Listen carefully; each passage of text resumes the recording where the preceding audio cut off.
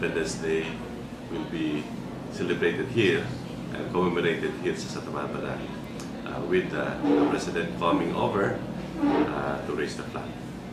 So, ang feeling sa mga taga Santa Barbara noon is we're greatly honored. No?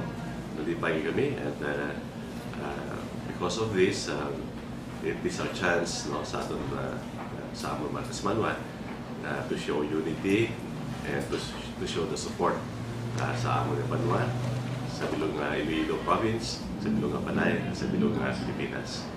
And that is one of the reasons why daw pamatyag namon honored, we are really honored because we are given this opportunity also to showcase Santa Barbara as a historic town when it comes to the shout of freedom here in the Philippines. Ang Santa Barbara is the venue sa November 17, 1898 wherein the people of Santa Barbara at the time and the Katipuneros were led by General Martin Delgado, and they raised the flag after the mass, and then they shouted "Viva la Independencia," and that was what was called as the Cry of Santa Barbara.